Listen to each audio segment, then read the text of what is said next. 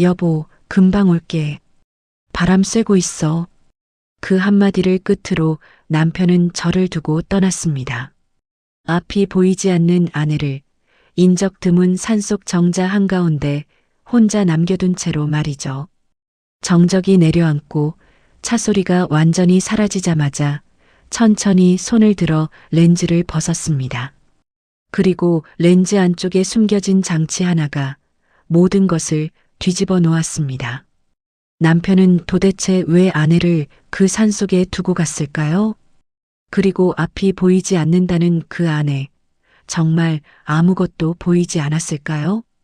이 둘의 엄청난 비밀이 드러나기 시작하는데요. 지금 어디서 이 이야기를 듣고 계신지도 댓글로 알려주시면 반갑게 인사드리겠습니다. 그럼 오늘의 사연 시작하겠습니다.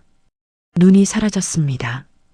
그것도 아무도 예상하지 못한 오후에 단 몇 초 만에 강남의 한 카페 인테리어 현장이었어요. 지하 1층 마감 공사가 한창이던 그날, 수연은 안전모를 쓰고 직접 현장을 살피고 있었습니다. 26살에 회사를 차린 뒤로 도면만 보고 앉아 있는 법이 없었습니다. 벽의 질감을 손끝으로 확인하고 조명이 공간에 떨어지는 각도를 자기 눈으로 봐야 직성이 풀리는 사람이었으니까요. 시공업체 직원이 방수 코팅제와 접착 화학물질을 동시에 사용하고 있었는데 환기 시스템이 아직 가동되지 않은 밀폐 공간이었습니다. 벽면 마감 상태를 확인하려고 손을 뻗는 순간 등 뒤에서 쏟아지는 소리가 났습니다. 뒤돌아볼 틈도 없이 매캐한 증기가 얼굴을 덮쳤고 수연은 그대로 바닥에 쓰러졌습니다. 눈이 타는 듯한 통증이 양쪽 안구를 관통했고 시야가 갈라지듯 흔들리다가 형체가 뭉개지기 시작했습니다. 마지막으로 눈에 들어온 것은 형광등 불빛이 번지듯 퍼져나가는 하얀 얼룩이었어요. 그리고 그 빛마저 사라졌습니다. 구급차가 도착하기까지 7분이 걸렸습니다. 그 7분 동안 바닥에 쓰러진 채 눈을 뜨고 있었지만 아무것도 보이지 않았습니다. 손바닥으로 콘크리트 바닥의 감촉은 느낄 수 있었고 누군가 뛰어오는 발소리도 들렸지만 눈앞에는 오직 어둠만이 서 있었습니다. 대학병원 안과 전문의는 검사 결과를 들고 오며 입을 열기까지 한참을 망설이는 듯 보였습니다. 각막과 시신경 주변 조직이 심하게 손상되어 시야가 거의 차단된 상태라는 진단이었어요. 다만 시신경 자체가 완전히 끊어진 건 아니라며 지금 당장 영구 실명은 아니지만 치료 시기를 놓치면 되돌릴 수 없다고도 했습니다. 수연은 침대 위에서 두 손을 무릎 위에 올린 채 꼼짝도 하지 않았습니다. 울지도 않았어요. 울 수 있는 지점을 이미 지나쳐버린 것이었습니다. 공간의 빛과 색을 설계하며 살아온 사람이 이제 그 빛과 색을 볼 수 없게 되었다는 사실이 머릿속에서 문장이 되기도 전에 가슴 한가운데를 먼저 짓눌렀습니다. 앞이 보이지 않았습니다. 그런데 주변 사람들은 그것이 기회라고 생각하고 있었습니다. 남편이 병실 문을 열고 들어온 건 사고 소식을 들은 지 2시간도 채 되지 않아서였습니다. 아내의 침대 옆에 무릎을 꿇고 두 손을 꼭 잡으며 어깨가 들먹거릴 정도로 흐느꼈습니다. 복도에서 지켜보던 간호사들이 서로 마주보며 고개를 끄덕였고 당직 수간호사는 면회 기록부에 보호자 매우 헌신적이라는 메모를 남겼습니다. 그날 이후 하루도 빠지지 않고 병원을 찾았습니다.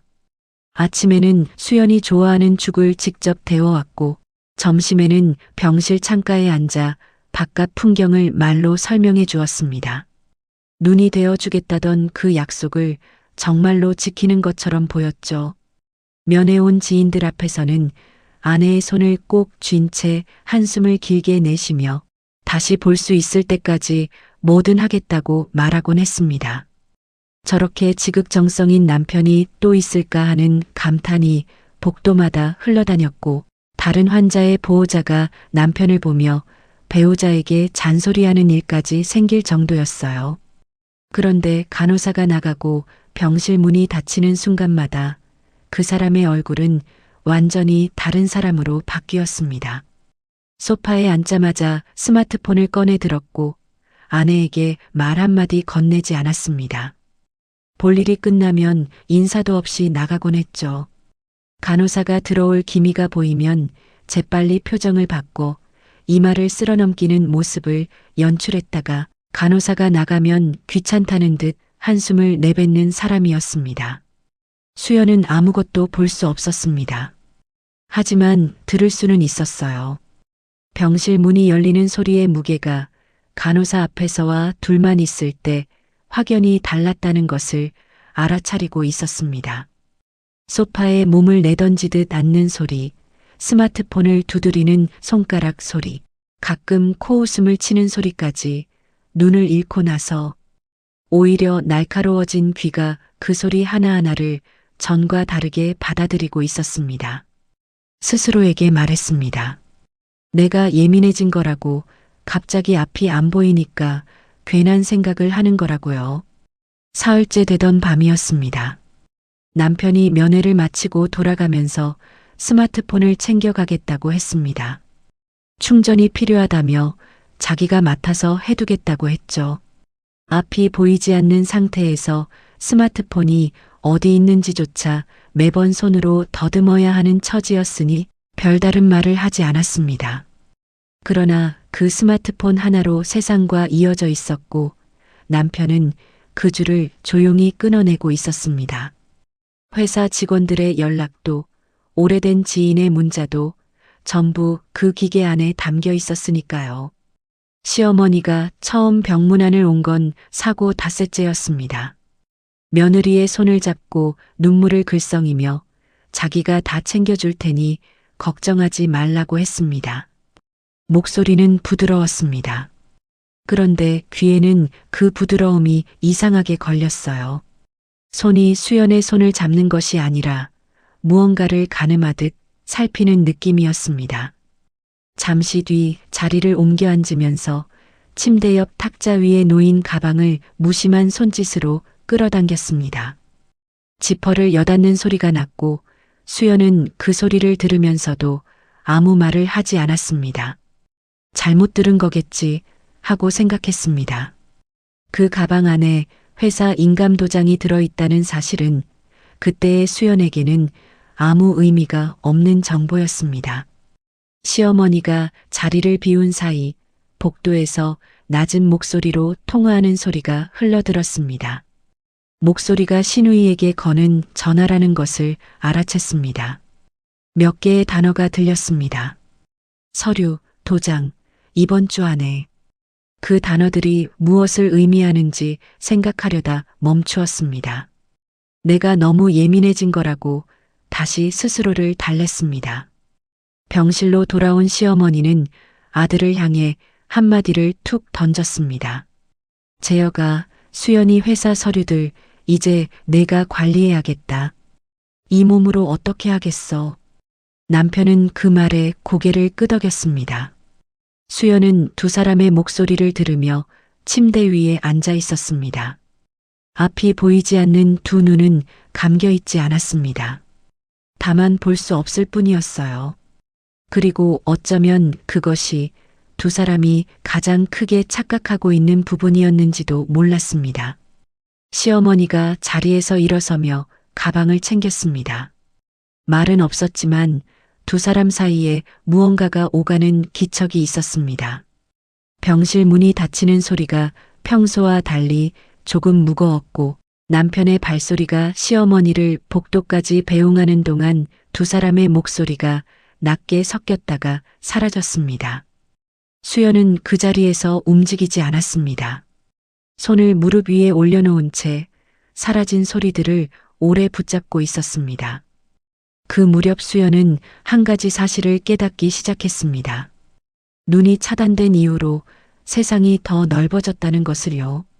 보이지 않으니까 더 많이 들렸고 들을수록 더 많은 것이 보였습니다. 남편이 귀찮다는 듯 내쉬는 한숨소리, 시어머니가 가방 지퍼를 만지작거리는 손놀림, 복도에서 새어들어오는 낮은 통화 목소리. 눈이 있을 때는 그냥 지나쳤을 것들이 이제는 하나도 그냥 지나가지 않았습니다. 수연은 그 사실을 아직 아무에게도 말하지 않았습니다. 남편이 하늘재활원 전원을 결정한 건 사고로부터 보름이 지난 시점이었습니다. 병원 측 담당 의사는 처음에 난색을 표했습니다. 각막과 시신경 주변 조직 손상이 심한 환자에게는 정기적인 암과 검진이 무엇보다 중요하다고 경과. 관찰 없이 장기 요양시설로 옮기는 것은 바람직하지 않다고 했습니다. 그 말을 들은 남편은 고개를 끄덕이며 부드럽게 웃었습니다. 아내가 병실에서 심한 불안 증세를 보이고 있다고 했어요. 큰 병원 특유의 소음과 낯선 발소리에 극도로 예민하게 반응한다고도 했습니다. 조용한 환경에서 안정을 찾게 해주고 싶다고 했죠. 의사는 더 이상 반대하지 않았습니다. 보호자의 뜻을 무시할 수 없었으니까요. 하늘재활원으로 옮겨진 날, 남편은 짐 정리를 도와주며 이것저것 당부의 말을 늘어놓았습니다. 공기도 좋고 조용해서 회복에 도움이 될 거라고 매일 들르겠다고 했어요. 수연은 그 말을 들으며 짐 가방에 손잡이를 쥐고 있었습니다. 도심에서 얼마나 떨어진 곳인지 물어보았더니 1시간 남짓 된다고 대답했습니다. 알고 지내던 사람들이 찾아오기 어려운 거리였습니다. 그 생각이 스쳤지만 말하지 않았습니다. 입소한 첫 주 시어머니가 거의 매일 면회를 왔습니다. 손수 끓였다는 미역국을 가져오기도 했고 손을 잡고 함께 기도를 하기도 했어요. 주변 간호조무사들은 저렇게 정성스러운 시어머니가 없다며 흐뭇하게 바라보곤 했습니다. 그런데 면회를 올 때마다 빠지지 않는 이야기가 있었습니다. 서류였습니다. 회사 관련 서류가 쌓여 있다고, 재혁이가 대신 정리하고 있다고, 걱정할 것 없다고 했습니다. 그리고 꼭 이 말을 덧붙였어요. 수연아, 내가 직접 못하니까 어머니가 다 처리해 줄게. 그게 가족 아니겠어. 목소리는 따뜻했습니다. 하지만 수연은 그 따뜻함 아래 무언가 단단하고 서늘한 것이 깔려 있다는 걸 느꼈습니다. 도움을 주겠다는 것인지 가져가겠다는 것인지 경계가 흐릿해지는 것 같았습니다. 너무 예민한 거라고 생각하려 했지만 그 생각이 점점 어려워지고 있었습니다. 어느 날 면회를 마친 시어머니가 일어서면서 아무렇지 않게 물컵을 손으로 밀어냈습니다. 탁자 끝으로 팔을 뻗어도 닿지 않을 만큼 멀리요. 그러고는 나갔습니다. 수연은 한동안 그 자리에 앉아 있었습니다. 손을 뻗어 물컵을 더듬었지만 닿지 않았습니다. 실수인지 의도인지 그 경계를 알 수 없었습니다. 다만 처음이 아니라는 것은 알고 있었습니다. 시어머니가 면회를 올 때마다 물컵은 항상 그 자리에 있지 않았습니다. 그 무렵 시어머니와 시누이 사이에서는 다른 일이 조용히 진행되고 있었습니다. 시누이는 공인중개사 사무소를 운영하고 있었습니다. 다온부동산이라는 이름의 작은 사무소였는데 이 사무소를 경유해 수연 명의 부동산 3건의 명의 이전 절차가 하나씩 시작되고 있었습니다. 아파트 한 채, 오피스텔 한 채, 상가 건물 하나였어요. 26살부터 밤을 새워가며 현장을 뛰며 모은 것들이었습니다. 서류는 수연이 회사 업무를 위해 남편에게 맡겨두었던 인감도장과 신분증, 사본, 기존에 발급해 두었던 위임 관련 서류를 조합해 꾸려졌습니다. 등기 처리는 따로 법무사를 거쳐 진행되고 있었습니다. 수연의 이름이 적힌 서류가 수연도 모르는 사람의 손을 거쳐 움직이고 있었습니다. 다온부동산 직원 임 씨는 서류를 처리하다가 잠시 멈추었습니다. 의뢰인이 직접 나타나지 않았고 위임 서류의 날짜가 조금 어색하게 느껴졌습니다. 이상하다는 생각이 들어 신우이에게 조심스럽게 물어보았습니다. 신우이는 웃으며 말했습니다. 의뢰인이 입원 중이라 직접 오지 못하는 상황이고 가족이 정권을 위임받았다고요. 말투는 여유로웠지만 그 눈빛은 전혀 다른 이야기를 하고 있었습니다. 임 씨는 입을 다물었습니다. 그리고 서류를 넘겼습니다. 같은 시각 시어머니는 재활원 병실에서 수연의 손을 꼭 잡고 있었습니다. 우리 며느리 걱정 마. 어머니가 다 알아서 할게. 수연은 그 손을 잡고 있었습니다. 따뜻한 손이었습니다. 그런데 그 손이 자신을 걱정하는 건지 자신이 아무것도 모른다는 것을 확인하는 건지 알 수 없었습니다. 남편도 가만히 있지는 않았습니다.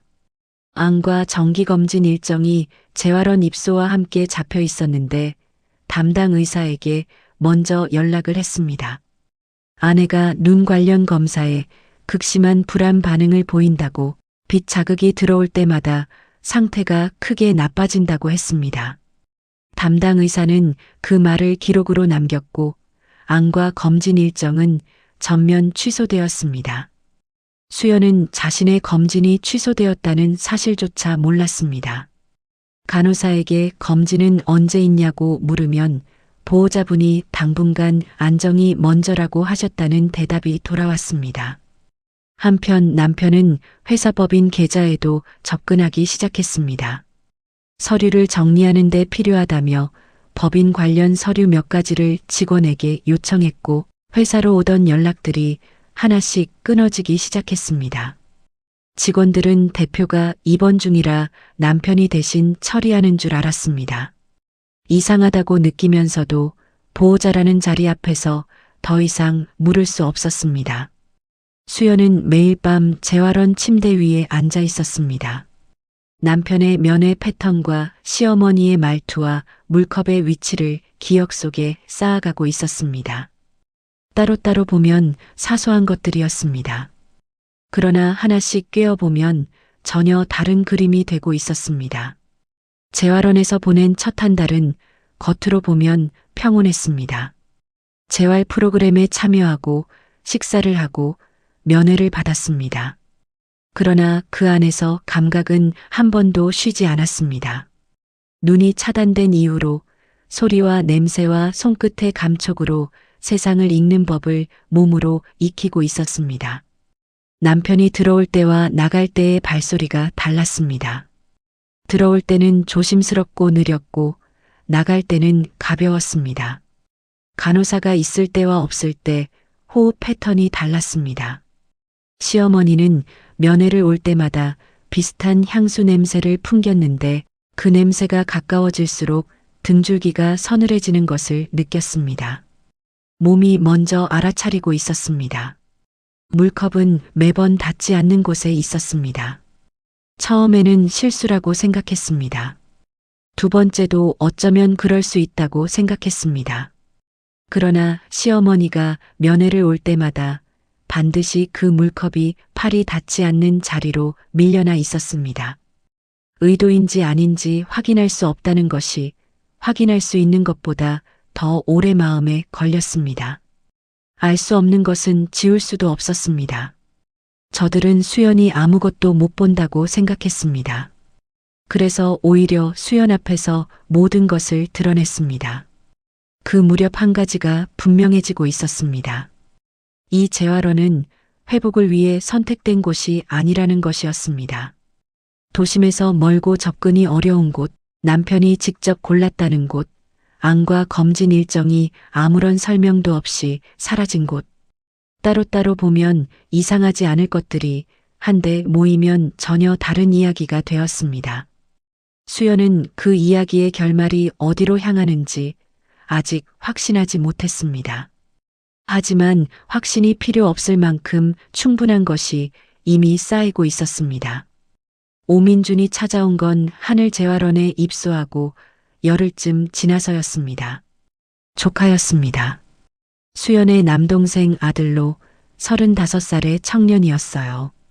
IT 보안업체에 다니는 민주는 이모의 사고 소식을 뒤늦게 전해 들었습니다.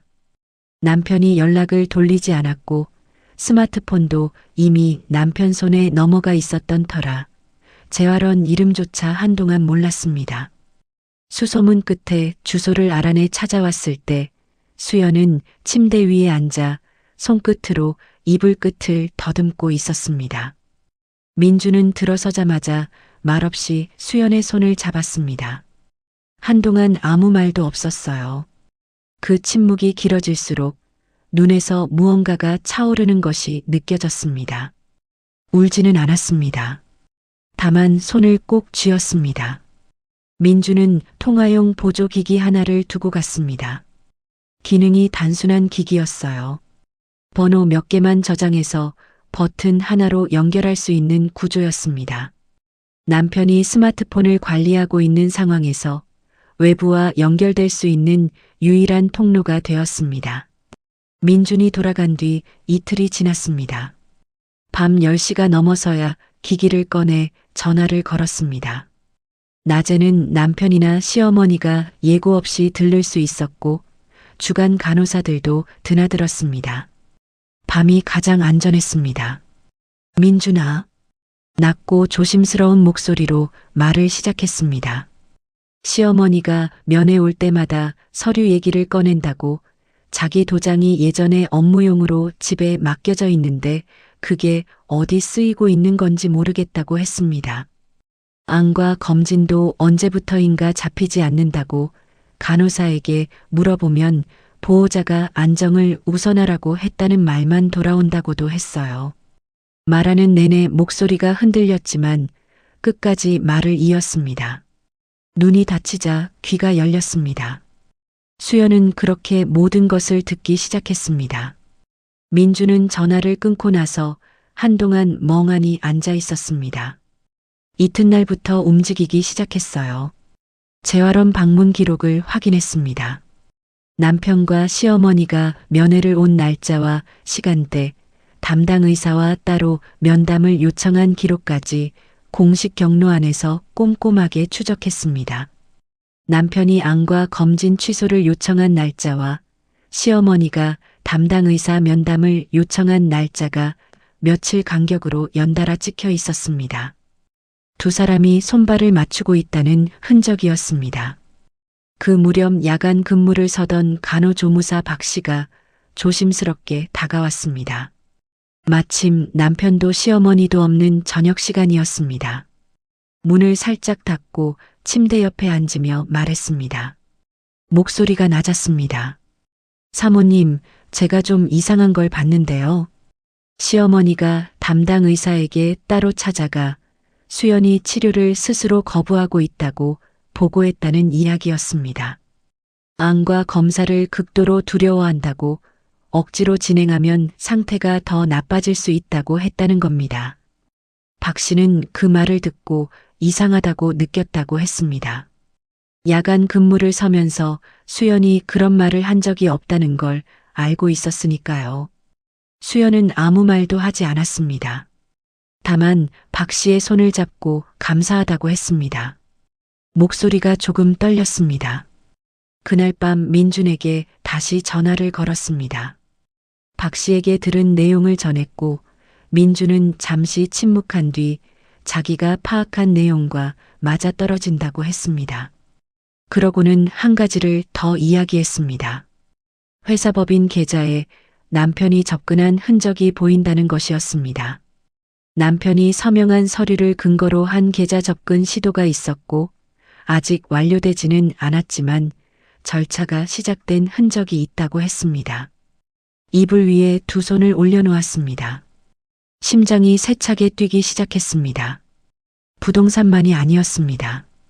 회사까지 26살부터 새벽마다 도면을 그리며 쌓아 올린 그 회사까지 손이 뻗어 있었습니다. 그리고 며칠 전 귀에 직접 담긴 말이 있었습니다. 시어머니가 복도에서 통화 중에 흘린 말이었습니다.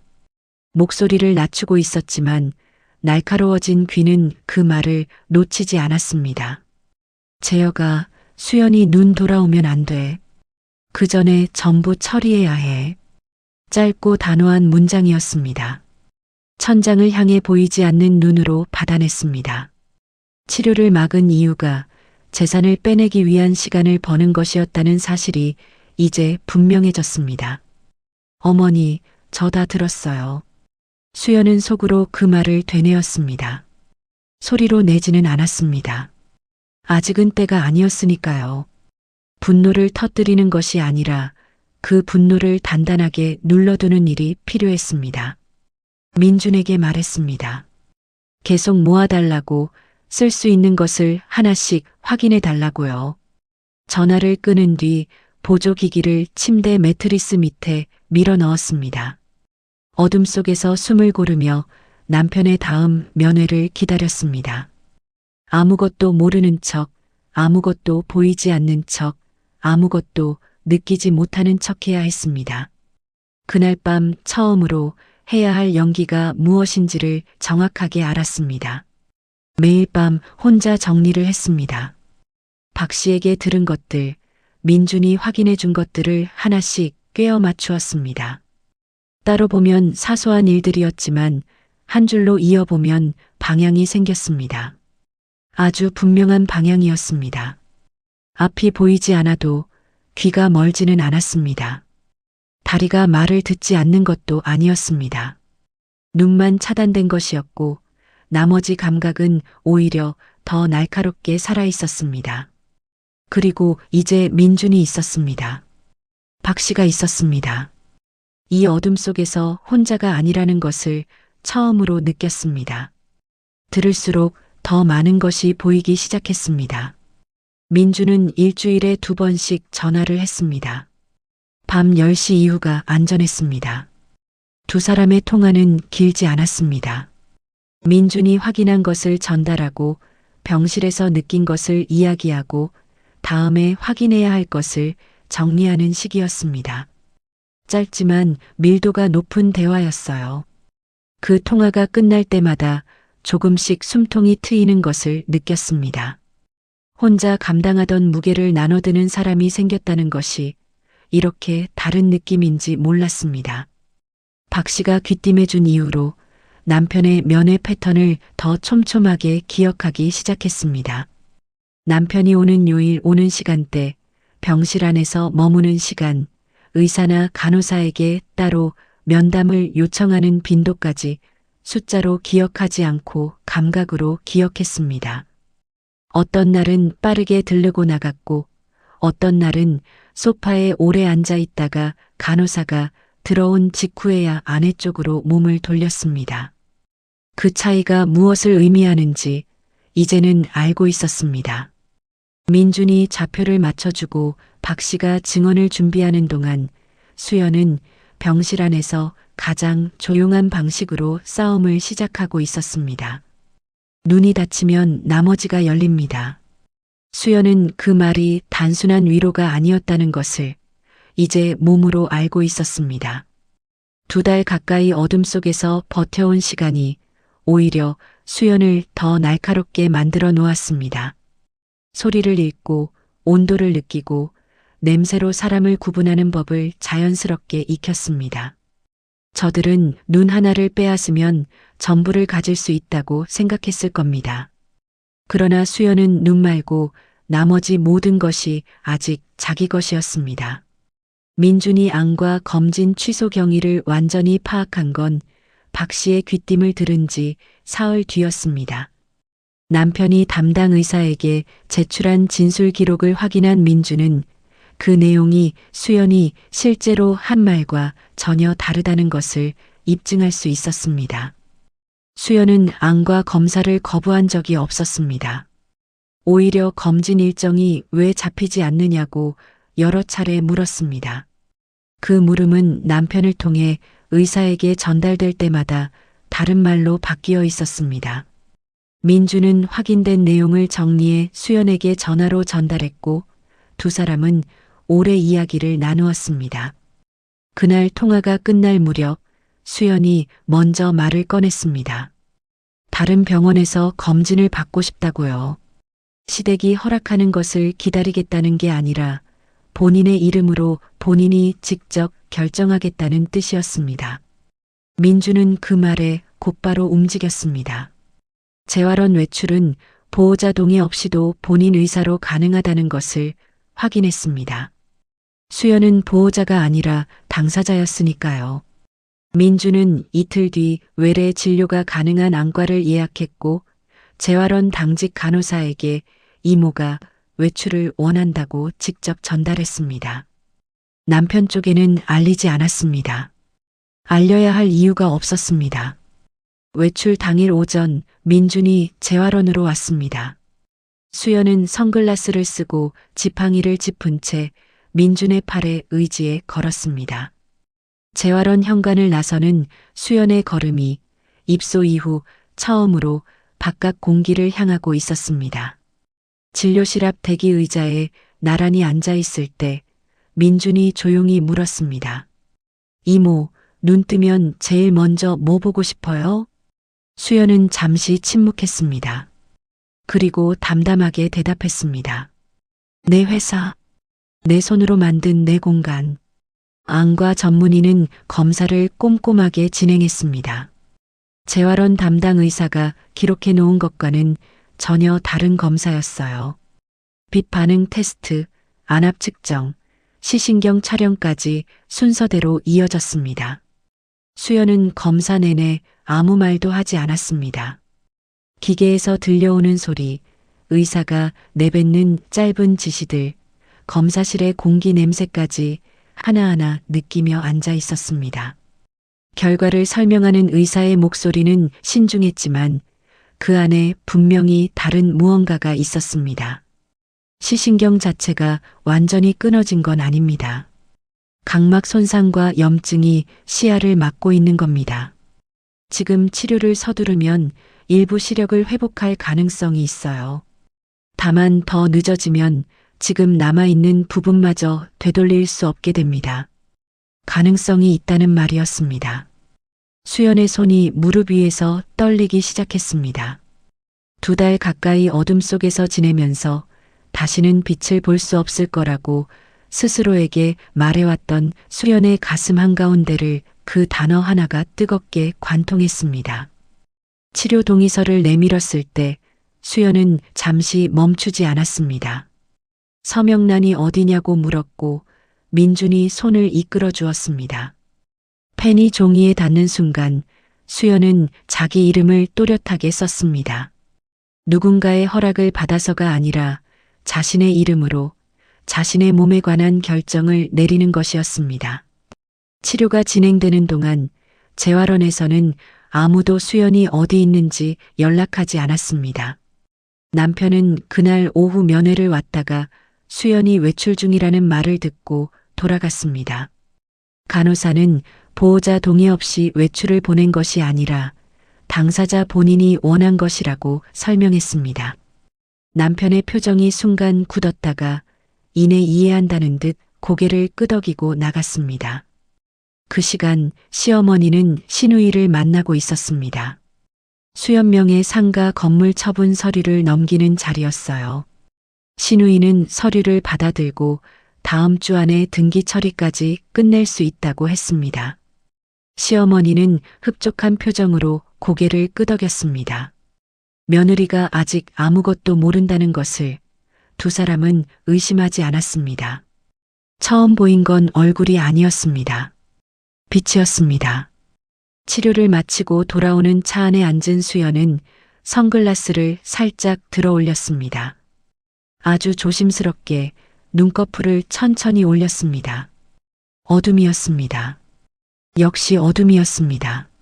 심장이 내려앉으려는 순간 어둠 한가운데에서 무언가가 번졌습니다. 하얗고 뿌옇고 형체도 없는 빛이었지만 그것은 분명히 빛이었습니다. 2달 가까이 보지 못했던 빛이 눈 안으로 들어오고 있었습니다.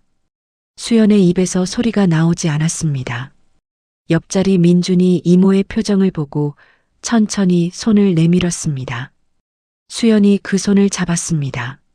세상에서 가장 작고 흐릿한 빛 하나였지만 그것으로 충분했습니다.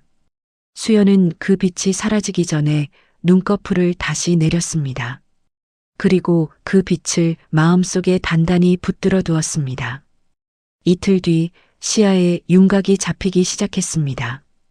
창문의 사각형 테두리가 희미하게 보였고 침대 옆 탁자의 물컵이 어렴풋이 형태를 드러냈습니다. 사흘째에는 색이 돌아오기 시작했습니다. 흐릿했지만 하얀 이불과 연한 벽 색깔이 구분되었습니다. 수연은 그 변화를 아무에게도 말하지 않았습니다. 선글라스는 항상 쓰고 있었습니다. 남편이 면회를 와도 시어머니가 손을 잡아도 수연의 표정은 달라지지 않았습니다. 보이기 시작했습니다. 그러나 아직은 아무도 그 사실을 알아서는 안 되었습니다. 다음 날 아침 민준에게 전화를 걸었습니다. 어젯밤 눈에 들어온 빛에 대해 윤곽이 잡히기 시작한 것에 대해 이야기했습니다. 민준은 한동안 말을 잇지 못했습니다. 잠시 뒤 들려온 목소리가 조금 떨렸습니다. 수연도 민준도 그것이 얼마나 중요한 변화인지 알고 있었습니다. 남편이 암과 검진을 막은 이유가 바로 이 가능성을 차단하기 위해서였으니까요. 수연은 이제 두 가지를 동시에 해야 했습니다. 시력이 회복되고 있다는 사실을 철저히 감추는 것, 그리고 그 회복된 눈으로 더 많은 것을 보는 것이었습니다. 선글라스는 더 이상 단순한 보호기구가 아니었습니다. 그것은 수연의 연기를 완성하는 가장 중요한 도구가 되었습니다. 짙은 렌즈 뒤에서 눈을 뜨고 있어도 상대방은 수연의 눈동자가 어디를 향하는지 알 수 없었습니다. 수연은 그 빛을 마음속 깊이 붙잡았습니다. 그리고 시작했습니다. 치료를 받고 돌아온 뒤 사흘이 지나는 동안 수연은 시력이 돌아오고 있다는 사실을 감추기 위해 매일 의식적으로 연기를 했습니다. 물컵을 잡을 때 손을 허공에서 더듬거리고 남편이 들어올 때 고개를 엉뚱한 방향으로 돌리는 동작을 반복했습니다.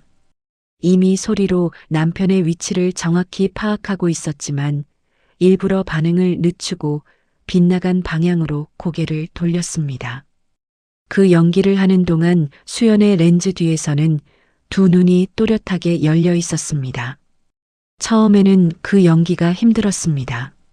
보이는 것을 보이지 않는 척하는 것, 아는 것을 모르는 척하는 것, 그것이 생각보다 훨씬 많은 에너지를 소모했습니다. 그러나 하루가 지나고 이틀이 지나면서 수연은 그 연기가 단순한 위장이 아니라는 것을 알았습니다. 그것은 준비였습니다. 저들이 방심하는 사이 수연이 볼 수 있는 것들을 하나씩 눈에 담아두는 시간이었습니다. 시력이 조금씩 돌아오고 있다는 것을 짙은 렌즈 뒤에서 혼자 알고 있었습니다. 완전하지는 않았습니다. 먼 곳의 작은 글씨는 아직 뭉개져 보였고 빠르게 움직이는 것은 잡히지 않았어요. 그러나 한 미터 안쪽에 있는 사람의 얼굴 윤곽을 분간할 수 있었습니다. 표정까지도요. 남편이 올 때도 시어머니가 손을 잡을 때도 두 눈은 렌즈 뒤에서 조용히 열려 있었습니다. 그리고 처음으로 남편의 얼굴이 낯설게 보였습니다. 소리로만 짐작하던 것과 눈으로 직접 보는 것은 완전히 다른 충격이었습니다. 남편이 면회를 온 첫날이었습니다. 간호사가 병실 문을 열고 들어와 체온을 재고 나갈 때까지 남편의 얼굴에는 걱정 어린 표정이 머물러 있었습니다. 아내를 바라보는 눈빛, 입꼬리에 걸린 작은 미소, 이마를 짚어주는 손까지 누가 봐도 헌신적인 남편의 모습이었죠. 간호사가 문을 닫고 나가는 소리가 복도로 멀어졌습니다. 그 순간이었습니다. 남편의 표정이 스르륵 사라졌습니다. 입꼬리가 내려앉고 눈가에 주름이 펴지면서 남은 것은 피곤하고 귀찮다는 얼굴뿐이었습니다. 소리로 짐작해온 것과 눈으로 직접 보는 것 사이의 거리가 이렇게 클 줄은 몰랐습니다. 소파에 털썩 앉아 스마트폰을 꺼냈습니다. 화면에 무언가를 빠르게 입력하더니 입가에 웃음을 올렸습니다. 아내가 두 발자국 앞에 앉아 있는 상황에서 다른 사람에게 보내는 웃음이었습니다. 일어서며 탁자 위 물컵에 손이 닿았습니다. 아무렇지 않게 별것 아닌 듯 손끝으로 컵을 슬쩍 밀었습니다. 팔을 뻗어도 닿지 않을 곳으로요. 수연은 그 손을 보았습니다. 실수가 아니었습니다. 의도였습니다. 눈으로 본 순간 그 여진은 사라졌습니다. 입술을 다물었습니다. 당신 얼굴, 나는 처음부터 보고 있었어. 그 말을 속으로 삼키며 렌즈 뒤에서 시선을 내렸습니다. 시어머니가 오는 날은 더 길고 더 무거웠습니다. 침대 옆에 앉아 손을 잡고 기도를 했습니다. 며느리의 눈이 빨리 나아야 한다고, 하나님께서 돌봐주셔야 한다고 했습니다. 기도하는 목소리는 진심처럼 들렸습니다. 그런데 수연은 안경 너머에서 기도하는 척하는 시어머니의 손가락이 자신의 손 위로 천천히 미끄러지는 것을 보고 있었습니다. 손가락 끝이 약지에 걸려 있는 반지에 닿았습니다. 살살 아주 조심스럽게 빼내려는 움직임이었습니다. 아무 반응도 하지 않았습니다. 눈을 감은 척하며 그냥 앉아 있었습니다. 심장이 빠르게 뛰고 있었지만 숨소리는 변하지 않았습니다. 잠시 뒤 시어머니의 손가락이 멈추었습니다. 간호조무사 박 씨가 문 너머에서 기척을 내자 시어머니의 손이 수연의 손 위로 다시 얹혔습니다. 아까와 똑같은 모양으로 아무 일도 없었던 것처럼 그 손을 잡은 채 말했습니다. 감사하다고요. 목소리가 흔들리지 않았습니다. 그 무렵 민준이 소개해준 세무사 정하나가 움직이고 있었습니다. 수연과 같은 회사에서 일하다가 독립한 44살의 오랜 동료였습니다. 재산 흐름을 추적해달라는 민준의 연락을 받고 조용히 작업을 시작했어요. 등기 이전 내역을 역추적하고 대리 처분 서류에 사용된 인감과 위임 경로를 짚어나갔습니다. 결과를 정리한 정하나가 직접 전화를 했습니다. 목소리가 조심스러웠지만 내용은 선명했습니다. 수연 씨 명의 부동산 3건 중 2건은 이미 이전이 완료됐어요. 마지막 한 건 상가 건물이 지금 매매 계약 직전 단계예요. 이번 주 안에 넘어갈 수도 있어요. 보조 통화 기기를 두 손으로 꽉 쥐었습니다. 2건은 이미 넘어갔다는 말이었습니다. 26살부터 한 푼씩 모아 계약한 건물들이 시야가 차단된 사이에 조용히 다른 사람 이름으로 바뀌어 있었습니다. 정하나는 한 가지를 더 이야기했습니다. 회사 법인 쪽도 손이 뻗어 있는 흔적이 보인다고요. 남편이 서명한 서류를 근거로 법인 계좌에 접근하려 한 시도가 있었는데 담당 은행 직원이 서명 방식이 기존과 달라 보류 처리를 했다는 것이었습니다. 내 이름으로 된 모든 것을 가져가려 했구나. 전화를 끊고 침대에 그대로 앉아 있었습니다. 부동산만이 아니었습니다. 회사까지, 이름까지 수연이라는 사람이 쌓아온 모든 것을 가져가려 했습니다. 그것도 눈이 보이지 않는 사이에 소리 없이. 짙은 렌즈를 고쳤으며 숨을 한 번 깊이 들이마셨습니다. 지금 이 순간 화를 내거나 울어서는 아무것도 달라지지 않는다는 것을 알고 있었습니다.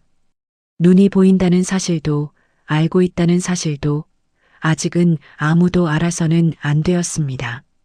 저들이 자신을 여전히 아무것도 모르는 사람으로 여기고 있다는 착각, 그것이 지금 수연에게 남아있는 가장 강력한 무기였으니까요.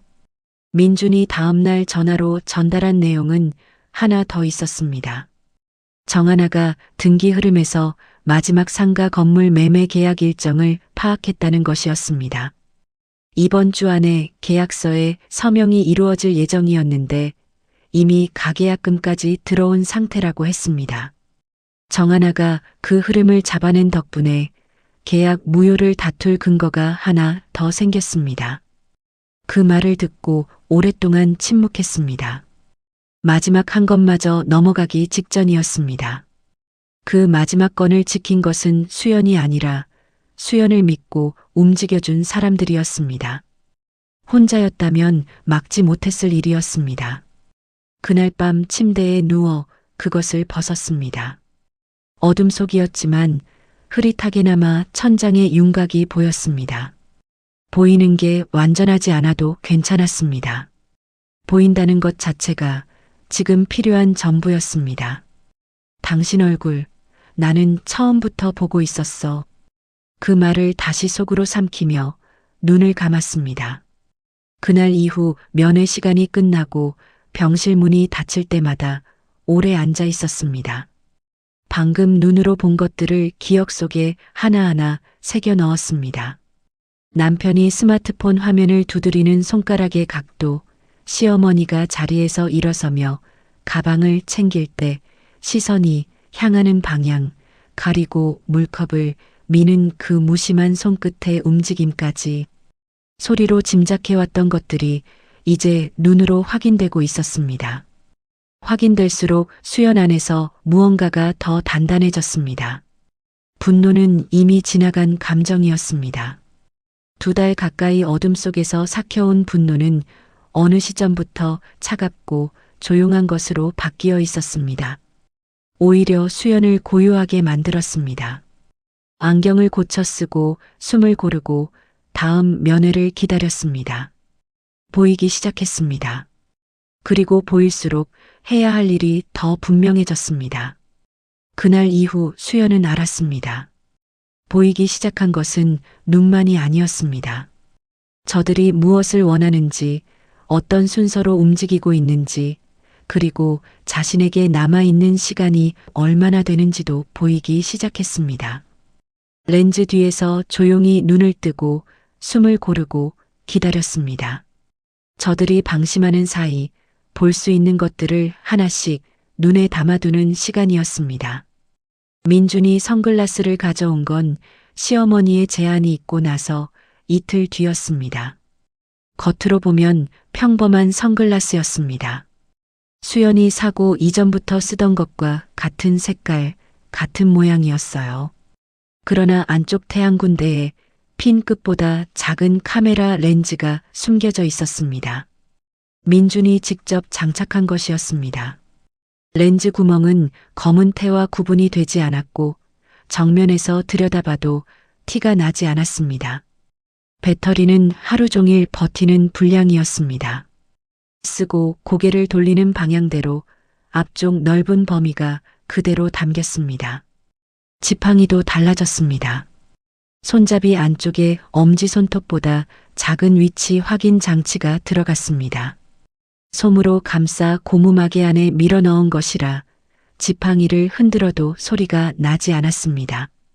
이 장치는 별도 조작 없이 상시 작동했습니다. 수연이 어디에 있든 민준의 기기에 실시간으로 좌표가 전송되는 구조였습니다. 보이기 시작했습니다. 그리고 녹음도 시작되어야 했습니다. 보조 통화 기기에 음성 기록 기능이 있다는 것을 민준이 확인해 주었습니다. 별도의 장치 없이 기기를 켜두기만 하면 주변 소리가 저장되었습니다. 수연은 그 방법을 연습했습니다.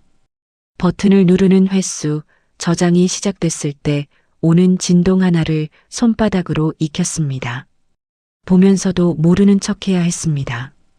그것이 가장 어려운 연기였습니다.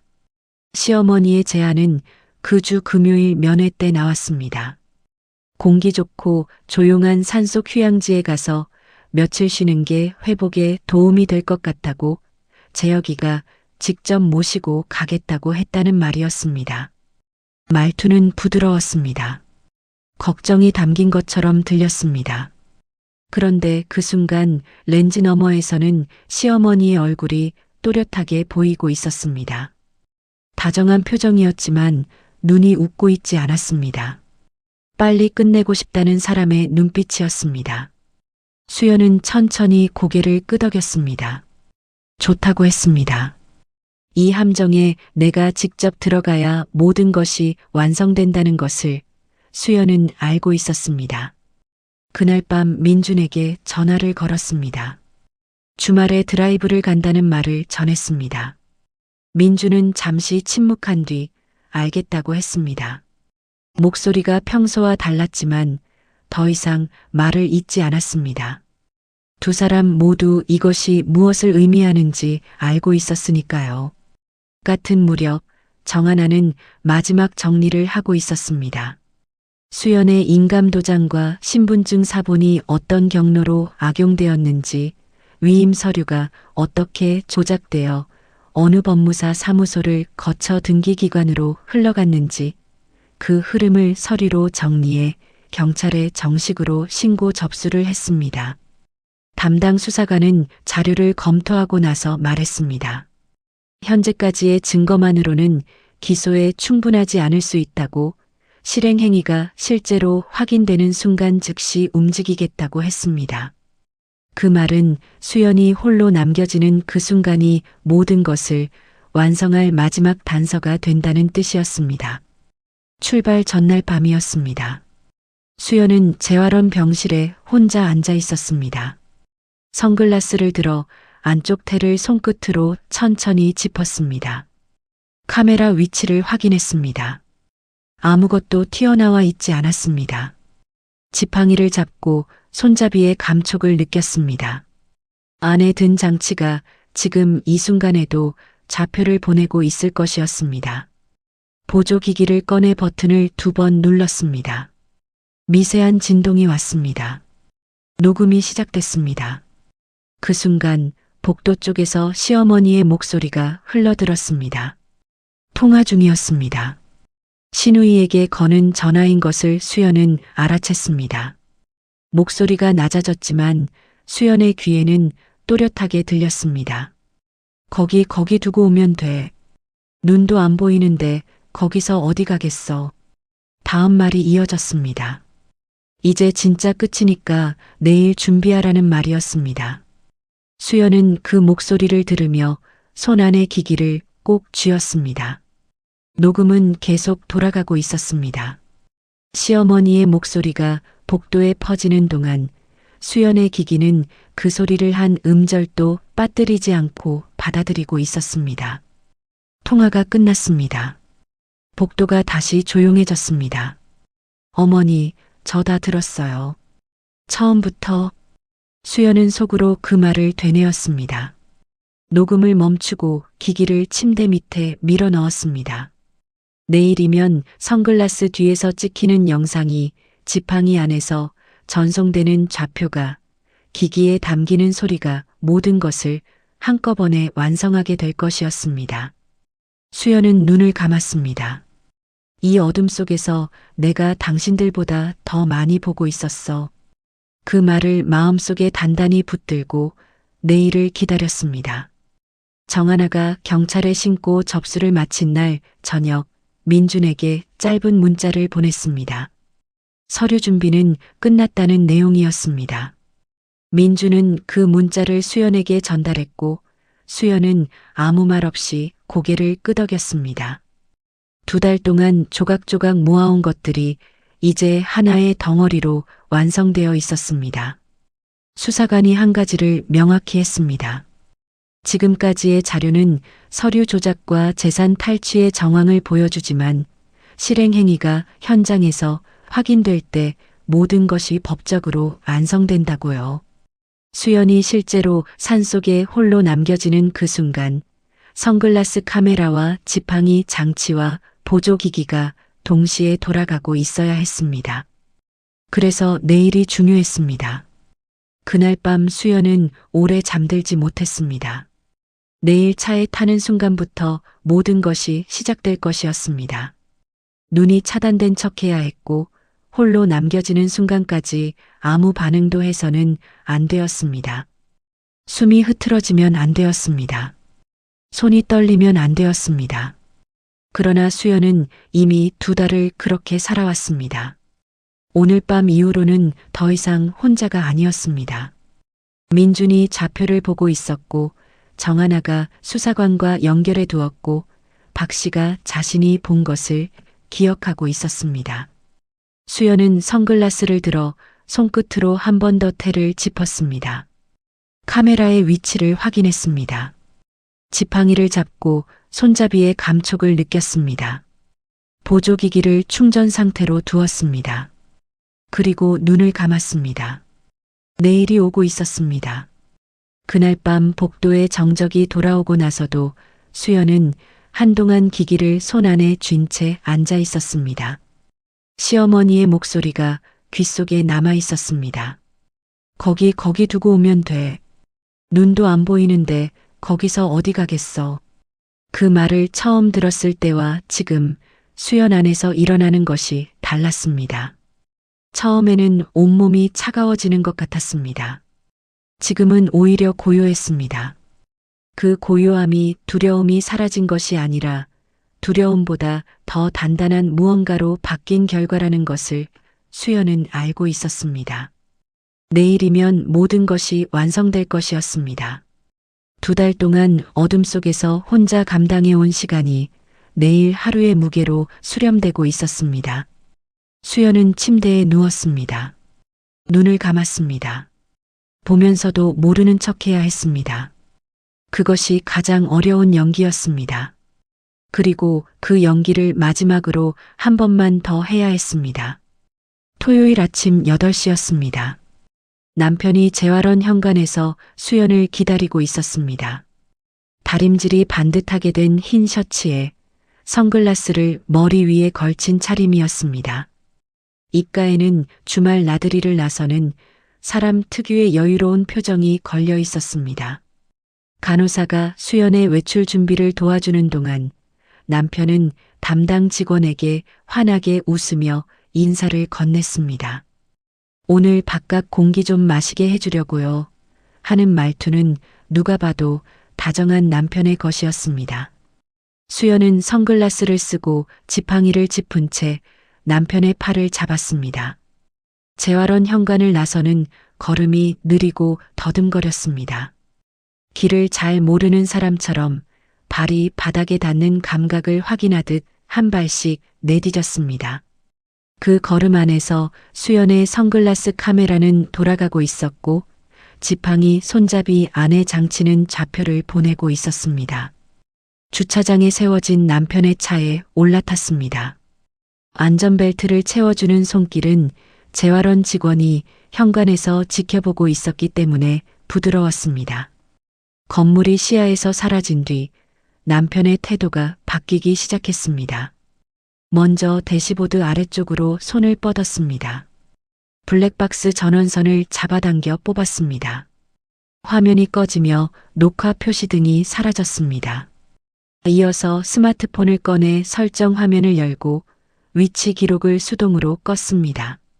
자신에게로 연결될 흔적을 지우는 손이었습니다.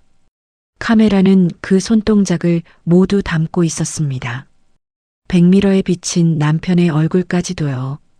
차는 도심을 벗어나 국도로 접어들었습니다.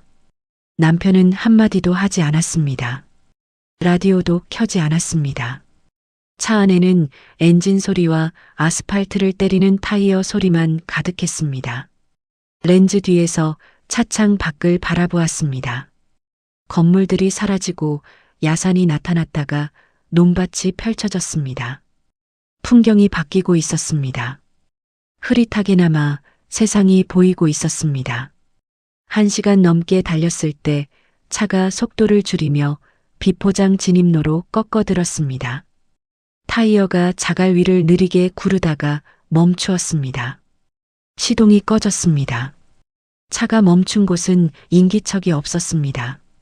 수연의 눈에 희미하게 들어온 것은 나무들 사이로 드리워진 그늘과 그 안쪽에 놓인 정자의 윤곽이었습니다. 주변에서 사람의 소리는 들리지 않았습니다. 새소리와 바람소리만이 가득했습니다. 남편이 이 장소를 고른 이유가 무엇인지 수연은 이미 알고 있었습니다. 남편이 뒷좌석 문을 열고 수연의 팔을 잡아내렸습니다. 병원에서 간호사 앞에 보여주던 부드러운 손길은 사라져 있었습니다. 팔을 잡는 손에 힘이 들어가 있었고 짐을 옮기듯 끌어당기는 느낌이었습니다. 수연은 지팡이를 짚으며 남편에게 이끌려 정자 안쪽으로 들어갔습니다. 그늘이 드리워진 벤치가 하나 있었습니다. 남편이 수연을 거기 앉혔습니다. 그리고 무릎 위에 얇은 담요를 덮어주었습니다. 여보, 금방 올게. 바람 쐬고 있어. 목소리는 부드러웠습니다. 그러나 렌즈 뒤에서 남편의 눈을 보고 있었습니다. 입은 웃고 있었지만 눈은 웃고 있지 않았습니다. 돌아올 생각이 없는 사람의 눈이었습니다. 남편이 돌아섰습니다. 단 한 번도 뒤를 돌아보지 않았습니다. 발걸음은 오히려 가벼웠습니다. 오래 짊어지고 다니던 무거운 짐을 마침내 내려놓은 사람처럼 걸어갔습니다. 잠시 뒤 차문이 닫히는 둔탁한 소리가 들렸습니다. 시동이 걸리고 타이어가 자갈을 긁으며 빠져나가는 소리가 이어졌습니다. 엔진 소리가 점점 가늘어졌습니다. 국도로 합류하는 소리가 멀리서 희미하게 들리다가 마침내 새소리 속으로 완전히 빨려 들어가 사라졌습니다. 정적이 내려앉았습니다. 수연의 오른손이 천천히 올라왔습니다. 손가락 끝이 선글라스 테를 짚었습니다. 그리고 아주 천천히 선글라스를 벗었습니다. 선글라스 아래로 드러난 두 눈은 감겨 있지 않았습니다. 2달 넘게 세상 모든 사람에게 감춰왔던 그 눈이 또렷하게 열려 있었습니다. 수연은 고개를 들었습니다. 하늘이 보였습니다. 여름 하늘이었습니다. 흐릿하고 작은 파란 조각이었지만 그것이 수연의 것이었습니다. 2달 가까이 볼 수 없었던, 아니 볼 수 없는 척해야 했던 그 하늘이 수연의 눈에 담기고 있었습니다. 최재혁, 내가 내 눈을 가렸다고 생각했지. 나는 처음부터 다 보고 있었어. 그 말이 텅 빈 정자의 공기 위로 흘러갔습니다. 대답하는 사람은 아무도 없었고 새만이 어디선가 울어대고 있었습니다. 수연은 코트 주머니에서 보조기기를 꺼냈습니다.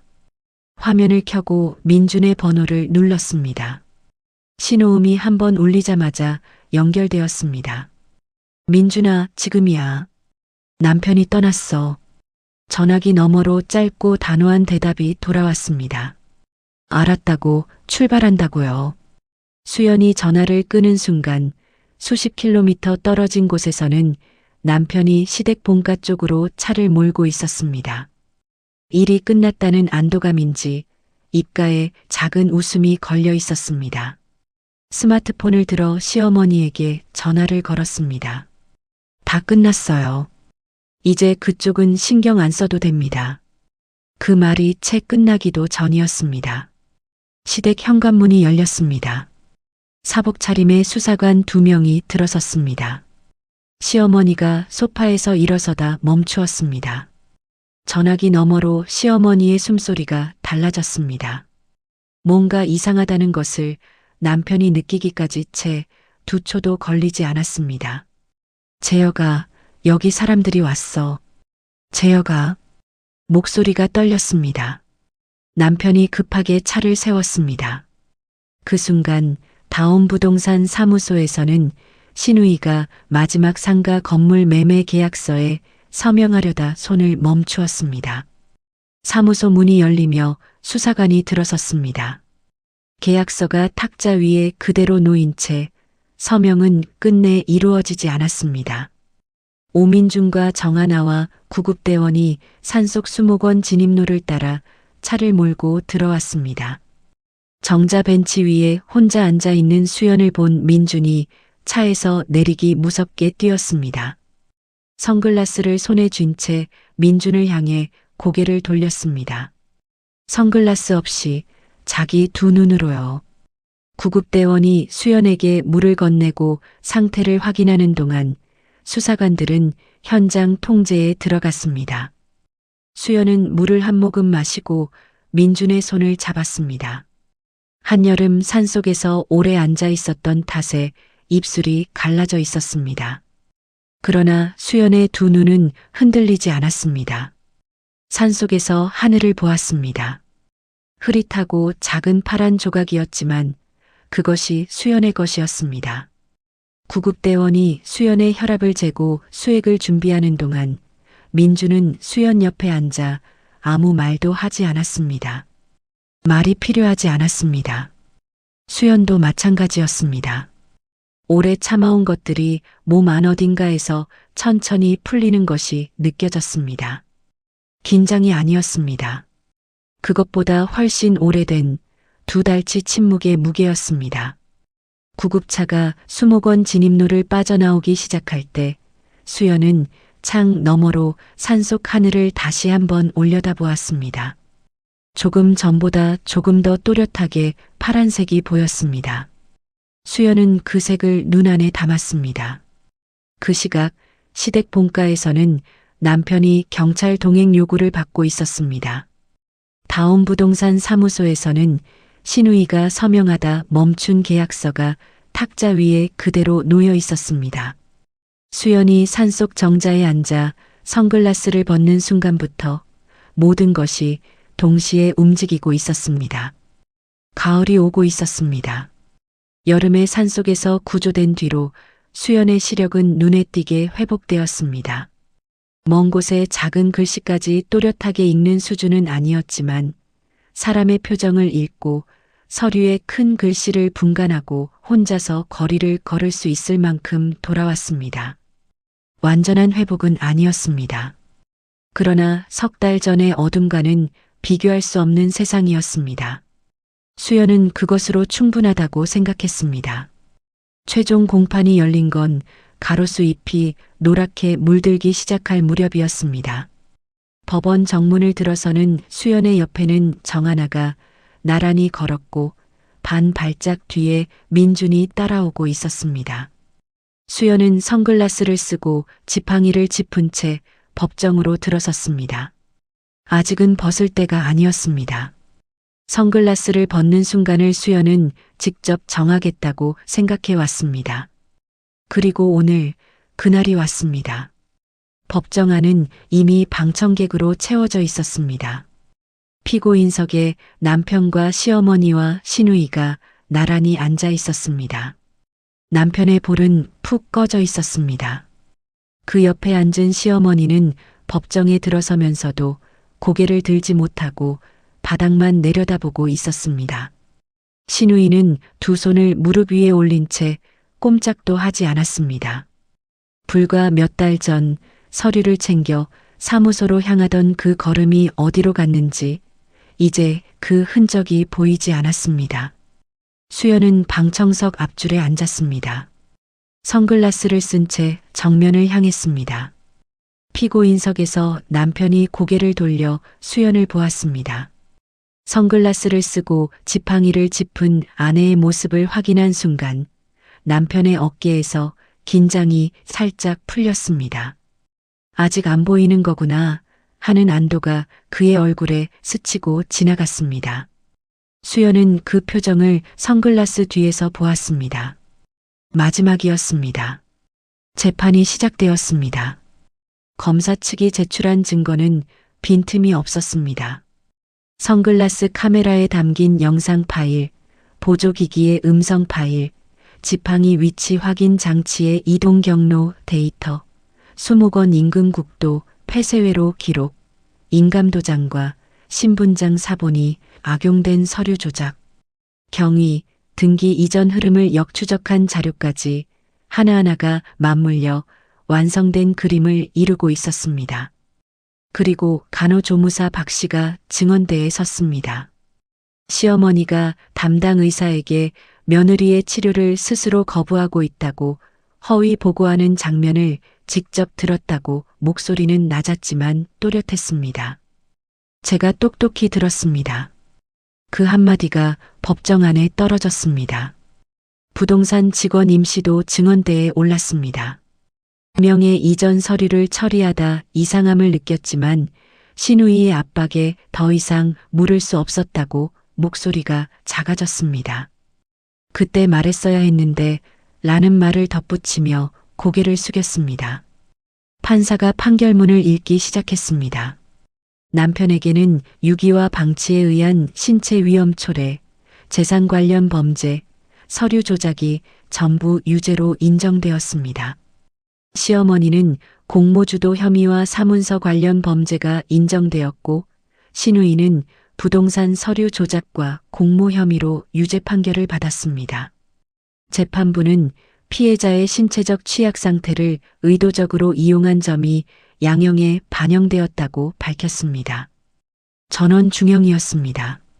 조작 서류는 전부 무효 판결을 받았습니다. 이미 이전된 부동산 2건은 즉시 수연 명의로 환원되었고 매매 계약 직전까지 갔던 상가 건물은 정하나가 등기 흐름에서 잡아낸 덕분에 계약 자체가 무효 처리되었습니다. 3건 모두 수연의 이름으로 돌아왔습니다. 회사 법인에 남편이 접근하려 한 시도 역시 재판에서 다루어져 법인 재산 침해 시도가 인정되었습니다. 선고가 끝났습니다. 방청석에서 웅성거리는 소리가 일었습니다. 피고인석의 3사람은 고개를 숙이고 있었습니다. 법정 경위가 움직이기 시작했습니다. 그 순간이었습니다. 수연이 자리에서 일어섰습니다. 방청석 앞줄에서 천천히 몸을 세우는 수연을 법정 안의 모든 시선이 따라갔습니다. 남편도 고개를 돌려 아내를 보았습니다. 그 모습을 확인하며 남편의 눈에 여전히 안도의 빛이 남아 있었습니다. 수연의 오른손이 천천히 올라왔습니다. 손가락 끝이 선글라스 테를 짚었습니다. 법정 안의 공기가 한순간 멈춘 것 같았습니다. 수연이 선글라스를 벗었습니다. 아주 천천히 2달 넘게 세상 모든 사람에게 감춰왔던 그 눈이 드러났습니다. 선글라스 아래로 나타난 수연의 2 눈은 감겨 있지 않았습니다. 그 눈동자가 정확하게 시어머니의 얼굴을 향하고 있었습니다. 어머니, 저 처음부터 다 보고 있었어요. 어머니 얼굴도, 어머니 손도, 어머니 눈빛도.